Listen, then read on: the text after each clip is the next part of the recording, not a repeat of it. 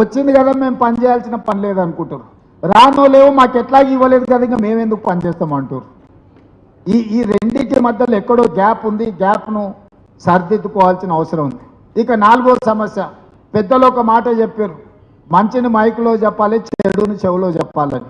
మనోళ్ళు చెడు మైకులో చెప్తారు, మంచం వచ్చి చెవులో చెప్తారు. నువ్వు బాగా చేస్తున్నావు, ప్రభుత్వ సంక్షేమ పథకాలు భలే ఉన్నాయని చెప్పి తలుపు మూసి నాకు చెప్తారు.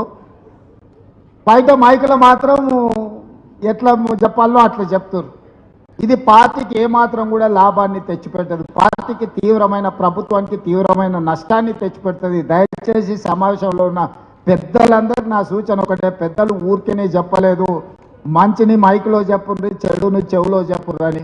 నా సూచన కూడా, నా విజ్ఞప్తి కూడా ఒకటే, మంచిని మైకులో చెప్పండి, చెడుని చెవులో చెప్పండి. ఆ చెడుని ఎట్లా సరిదిద్దుకోవాలనో మనం ప్రయత్నం చేద్దాం. పెద్దలందరూ కూడా నా విజ్ఞప్తి ఒకటే, నేను ఎవరిని వేరే రకంగా ఉద్దేశంతో చెప్పడం లేదు. ఇది మన అందరం కూడా ఒక అవగాహనతో ముందుకు వెళ్ళాల్సిన సందర్భం.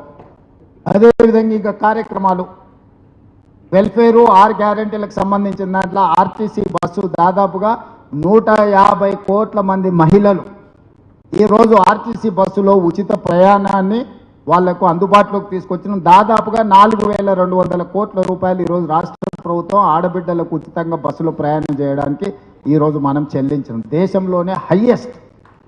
ఈరోజు అదేవిధంగా 50 లక్షల కుటుంబాలకు 200 యూనిట్లు ఉచితంగా ఈరోజు ప్రతి నెల కరెంట్ ఇస్తున్నాం. అదేవిధంగా ఈరోజు 50 లక్షల కుటుంబాలకు దాదాపుగా మనము ఈరోజు 500 రూపాయలకు సిలిండర్ ఇస్తున్నాం. అదేవిధంగా 22,50,000 మంది రైతులకు 25,50,000 మంది రైతులకు 21,000 కోట్ల రూపాయల రైతు రుణమాఫీ చేసినాం. ఇవాళ నువ్వు 1,56,00,000 మెట్రిక్ టన్నుల వడ్లు పండిస్తే సన్న వడ్లకు మొత్తానికి 500 రూపాయల బోనస్ ఇచ్చినాం. 10 లక్షల రూపాయల రాజీవ్ ఆరోగ్యశ్రీని ఈరోజు మనం అమలు చేస్తున్నాం. ఇవాళ 4.5 లక్షల ఇందిరమ్మ ఇండ్లు, ప్రతి పేదవాడికి 5 లక్షల రూపాయలు ఇచ్చి ఉచితంగా ఇల్లు కట్టుకోవడానికి ఈరోజు మనం పథకాలు తీసుకొని వచ్చినాం. ఇట్లా ఒక్కొక్క పథకాన్ని ఇవాళ ఇందిరమ్మ ఆత్మీయ భరోసా మీద రైతు భరోసా 10,000 నుంచి 12,000 సంవత్సరానికి పెంచినాం. అదేవిధంగా భూమి లేని నిరుపేదలకు, ముఖ్యంగా భూమి లేని నిరుపేదలు ఎవరయ్యా? దళితులు, గిరిజనులే ఎక్కువ, ఆదివాసీలే ఎక్కువ.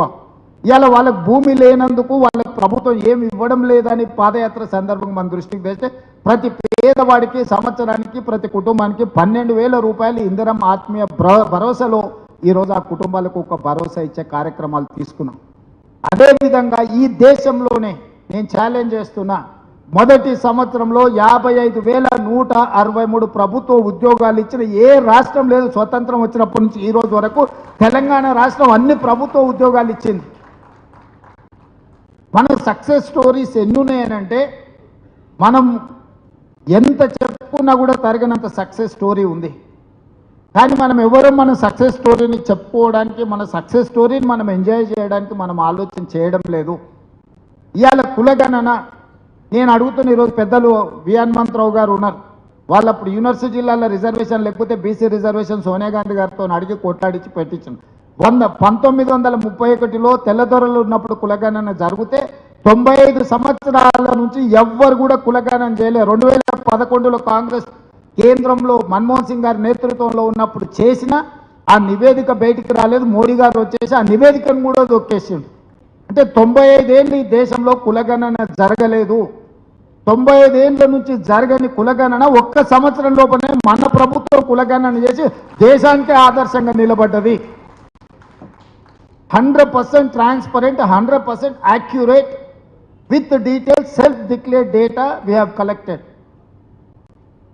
Cabinet sub committee headed by Uttam Kumar Reddy గారు, అందులో దామోదర్ రాజ నరసింహ, సీతక్క, శ్రీధర్ బాబు గారు, పొన్నం ప్రభాకర్ గారు, ఒక అనుభవజ్ఞులైన ఒక టీంను రాహుల్ గాంధీ గారి ఆదేశాల మేరకు ఈరోజు మనము పర్ఫెక్ట్ కులగణన ఈరోజు ఎవరు కూడా ఎక్కడ ఛాలెంజ్ చేస్తలేరు. మైకుల ముందు ఛాలెంజ్ చేస్తారు, ఇది తప్పు ఉంది, అది తప్పు ఉందని.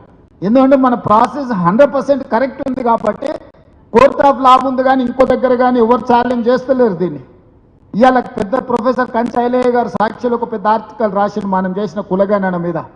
ఆయన సోషల్ సైంటిస్ట్ ప్రొఫెసర్ కంచ ఐలయ్య గారు. ఈరోజు సాక్షిలో ఒక పెద్ద ఆర్టికల్ రాసిండు అభినందించుకుంటా. ఆయన ఎవరు నన్ను తీసుకు ఒప్పుకునేవాడు కాదు, మీకు అందరికీ తెలుసు కదా కంచాయిలే అంటే. Is a big critic. అట్లాంటి క్రిటిక్ కూడా ఈరోజు మన ప్రభుత్వాన్ని, మన కులగణని అప్రిషియేట్ చేసుకుంటూ ఒక ఆర్టికల్ రాసిండంటే మన నాయకులకు ఎంత బలం ఇది, మన నాయకులు ఎంత పేటెంట్ కింద దీన్ని ముందుకు తీసుకెళ్ళాలి. అదేవిధంగా ఎస్సీ వర్గీకరణ 35 ఏళ్ళ నుంచి అది రగులుతున్న సమస్య.